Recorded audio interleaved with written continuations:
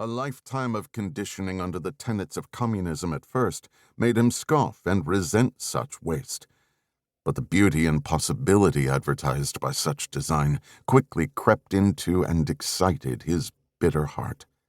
This bygone city, eclipsed and barely persevering in the shadow of communism, represented but a fraction of the wealth and opportunity he would find in the West.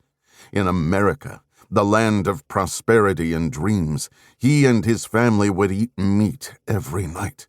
They would buy Levi's blue jeans, wear comfortable shoes, and Alina could go to a salon to have her hair done every week.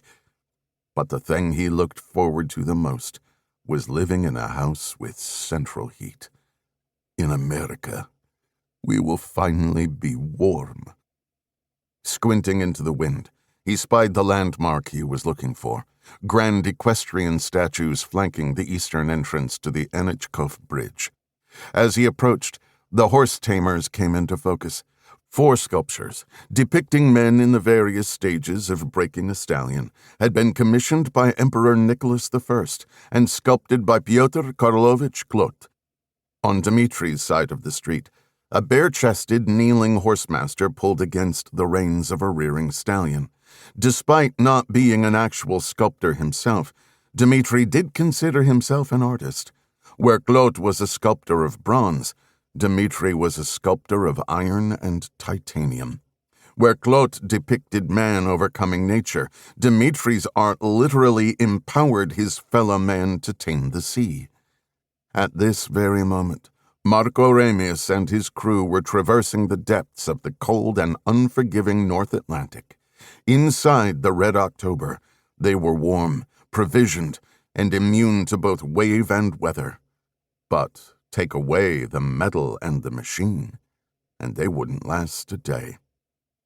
"I would have liked to have gone to sea on my creation," he murmured as he approached and stared up into the wild eyes of the rearing stallion. "If only for a day. It would have been enough." He'd met the captain at the Red October's christening ceremony.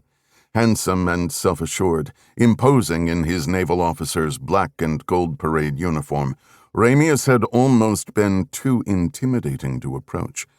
But Dmitri had mustered his courage and introduced himself to the man.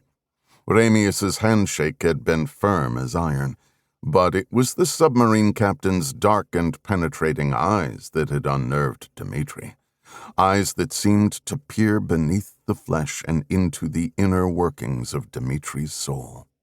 In that moment, he'd felt judged and stripped naked, as if Ramius had extracted his secret plan to betray the homeland with merely a look.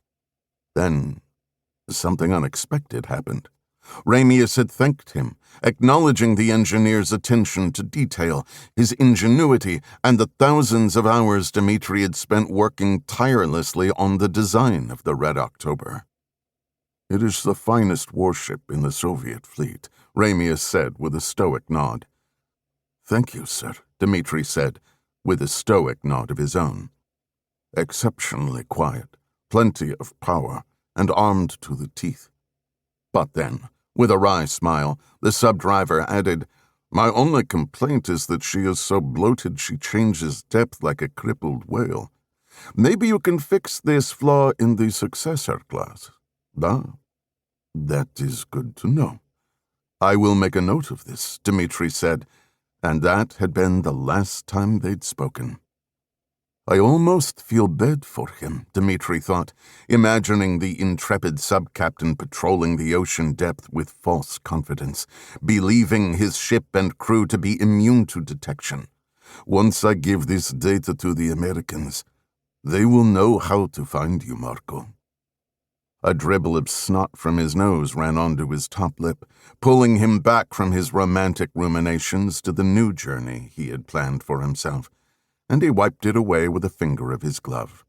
He pulled back the cuff of his coat sleeve to check the time on his wristwatch, which read 10:42 p.m. The time for daydreaming about the future and reminiscing about the past was over.